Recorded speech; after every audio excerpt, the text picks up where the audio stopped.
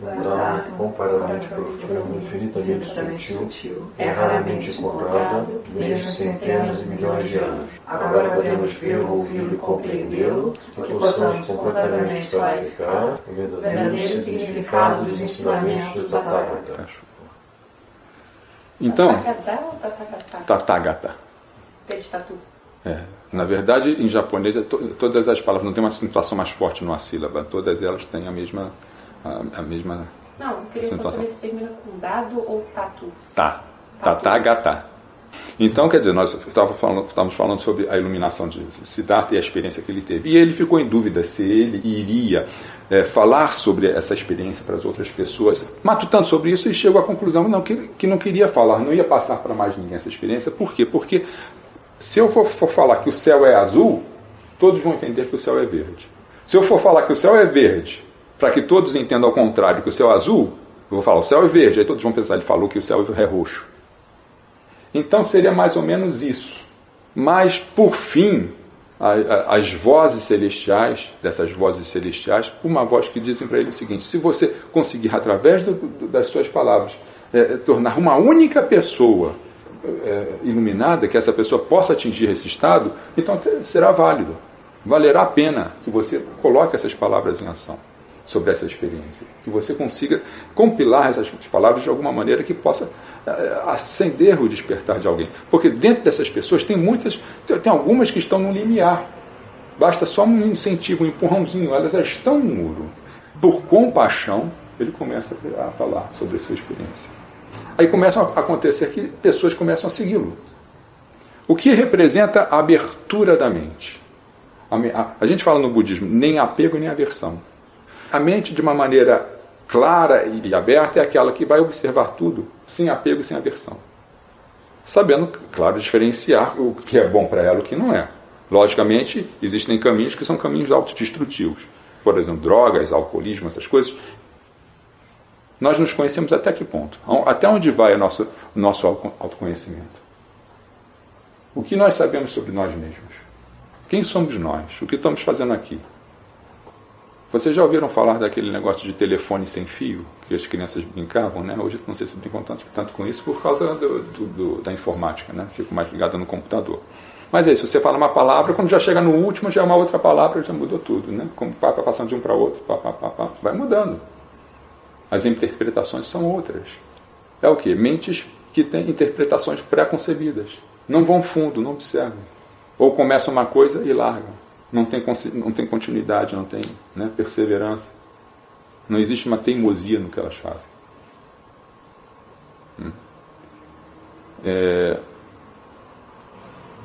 Então Buda questionou muito isso. Ele pensou, no final da vida dele, né, foram 40 e poucos anos passando os seus ensinamentos, e se ele conseguiu ali, daqueles discípulos todos, os 6 que atingiram. Estava cogitando com atingiu 6, quer dizer, foi um número, né? Valeu a pena, no final do livro, valeu a pena, né? As minhas palavras valeram a pena. Só que não parou ali, foram passadas de geração em geração. Porque existe uma grande diferença, né? Quando você recebe esses ensinamentos por palavras.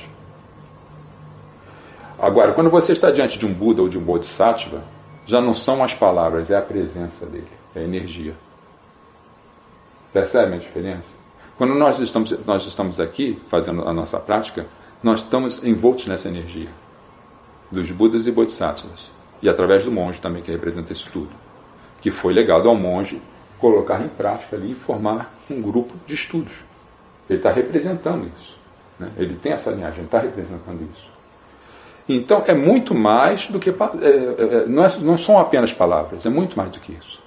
É bem diferente essas palavras quando você está em contato. Aqui tem um monge e tem um artista, né? Tem esse artista que pinta e tem esse monge. E também, além disso, também tem várias outras facetas, né, estão aqui presentes como monge. Cada uma delas é separada? Não, é um só. Percebe? É um só. Cada ação que eu estou fazendo, tanto como artista como monge, provém de uma única mente. Não há divisão, não há dualidade. Até perceber que tudo é uno ali, eu sou um só, um ser só. não estou dividido em vários seres. Quando eu estou trabalhando com a arte ali, é o monge também trabalhando com a arte. Quando eu estou usando termos da mitologia, a mitologia representa aquilo mais profundo da psique humana. Se vocês estudarem um pouco de filosofia e mitologia, vocês vão perceber que tudo aquilo ali, a mitologia, todos aqueles mitos representam a psique humana. Agora, todos esses conhecimentos adquiridos, né, toda essa experiência adquirida, nada disso é válido se não for usado com inteligência. Por exemplo, muitos falam que Hitler foi uma pessoa, estive até falando uma vez isso com Aroshi, muitos dizem, por exemplo, que Hitler foi uma pessoa extremamente inteligente, que dominou quase a Europa toda e foi o chefe da Alemanha durante um período. Mas eu afirmei categoricamente, ele foi uma pessoa burra, não foi uma pessoa inteligente. Tudo que ele fez foi burrice. Conhecimento e cultura necessariamente não significa inteligência. Às vezes você tem uma pessoa analfabeta, é a pessoa inteligente. Ela age, a ação dela, porque a atitude dela é inteligente. Percebe? Onde nós estamos sendo inteligentes e onde nós estamos sendo burros? Você encontra às vezes a inteligência em pessoas cultas, mas você também encontra a inteligência também em pessoas analfabetas e simples. E vice-versa. Cultura facilita, não vou dizer que não facilita, ajuda, mas não é o âmago da coisa, né? Porque aquilo tudo são agregados que você vai colocando ali. Como você vai usar esses agregados? Você vai usar com inteligência? Com sabedoria? Há uma grande diferença. Esse estado de luz. Porque exige atitude, exige coerência. A mente assim, ela consegue observar mais profundamente todos os fenômenos existentes que nos rodeiam. Consegue ir muito além. E como a gente fala, né? É natural as pessoas terem dúvidas. É natural as pessoas não confiarem umas nas outras. Por quê? Porque realmente, né, o mundo humano é complicado. O mundo humano é muito difícil, é muito desamor, é muito desentendimento. É falta de confiança mútua, né, que existe entre as pessoas. A purificação, o estado de purificação, quando você está além disso tudo, né, esses medos vão cair por terra, não tenho medo. Eu vou, então, observar realmente o que tem ali por trás. Porque os meus medos, os meus condicionamentos, criam ideias equivocadas de coisas que estão acontecendo na minha frente. Eu vou interpretar, o sujeito, uma pessoa fala para mim que o céu é azul, eu vou interpretar que ele falou que o céu é verde. Essa era a questão de Buda, né? Como é que eu vou fazer para poder conseguir adentrar, furar esse bloqueio, essa resistência que tem na mente das pessoas? Mais do que quando ele pregava, mais do que as palavras que ele dizia, né? Estava a própria presença dele, como ser iluminado, emanando aquela luz. A sanga representa isso. É esse contato com essa natureza. Perceber essa pureza que nós estamos, em determinados momentos, nós conseguimos atingir. E deixar ela fluir. Sem receio. A inteligência máxima, é um estado de iluminação. A pessoa, para poder abraçar o budismo, ela primeiro tem que ser primeiro passo é ser muito inteligente. Independente da vida pregressa que ela teve, se ela, que ela fez, se arrepende e abraça o budismo. Então são 3: retorno e me abrigo em Buda, retorno e me abrigo no Dharma, retorno e me abrigo na Sangha. E os votos de arrependimento. Isso exige inteligência. Quantas pessoas são inteligentes hoje em dia? Quantas pessoas estão usando esse potencial de inteligência? Porque Leonardo da Vinci disse uma vez, o homem tem uma inteligência, uma coisa maravilhosa, mas poucos estão usando isso. Tem uma frase que ele fala, não? E a maioria faz tanta besteira que só deixa como se tivessem, né, latrinas cheias, né? Que é o que vai ficar deles é a latrina cheia. Que tem de beleza? O que eles estão deixando de beleza? Em que eles estão colaborando para tornar o mundo mais bonito? E as coisas feias, né, as coisas ruins, digamos assim, as tragédias vendem, né? Elas estão sempre aí na mídia, no noticiário, na imprensa, nos jornais, mas onde estão falando de alguma coisa boa? Raramente você vê uma notícia boa. Por quê? Porque não vende, não dá ibope. Isso é burrice. Engloba a massa, né? Uma burrice que contamina, né? Como uma epidemia. Mas existe um outro lado.